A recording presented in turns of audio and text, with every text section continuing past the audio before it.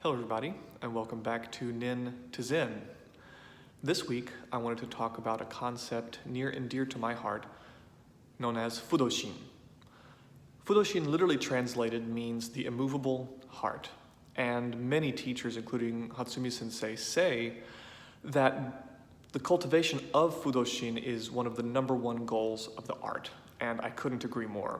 It's a wonderful thing. However, I think to fully understand what it means to have Fudoshin, or the immovable heart, it helps to dive deeper into what this word Fudo means, because it doesn't really translate directly to immovable in English.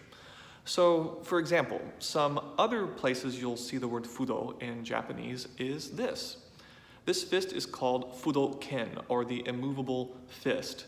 Now, why would this be called immovable? It clearly moves around. So, this word Fudo actually means something that is so universally movable that it's always with you. So, Fudoken, you always have it. So that means it never actually moves.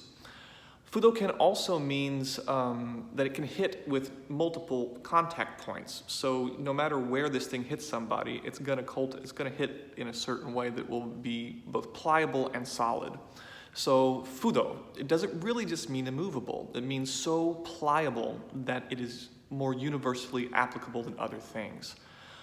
In the art, we're also taught this way to sit that's called Fudoza, where you kind of sit with your feet scrunched up underneath you in a pretty comfortable way once you get used to it. So again, this isn't an immovable seat. It's not something that is set in stone and you can never move from the spot it's rooted in.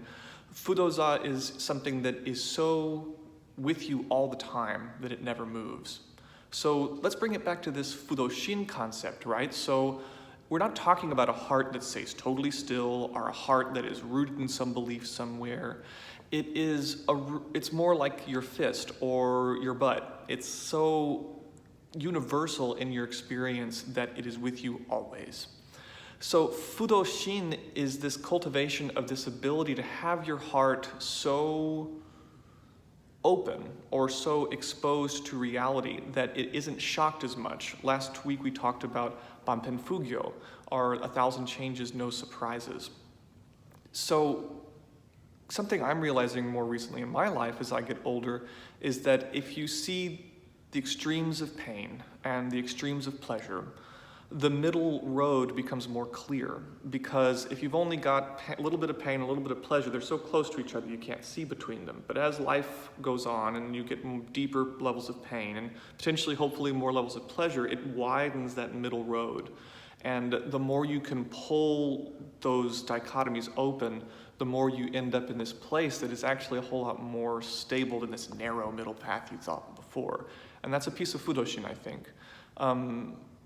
Diving deeply into the suffering of training in a martial art based in war, feeling the pain of being struck, feeling the pain of having your body contorted, and then the pleasure of getting to learn something so profound, or going out and then having drinks with your friends after all the training. It shows you these wide gaps of both pain and pleasure that allow the heart to be more wide in understanding the middle. So Fudoshin is not this thing that's set in stone. You're not cultivating the samurai mindset where you're gonna grit through everything regardless of what you feel. It's diving fully into the experience of life so that the heart realizes its full breadth of experience. So maybe Fudoshin is something that can help a little bit more than this word enlightenment that can be so confounding lately. So I hope you all good luck on your road to finding this thing called Fudoshin. So, shiken harimitsu daikomyo.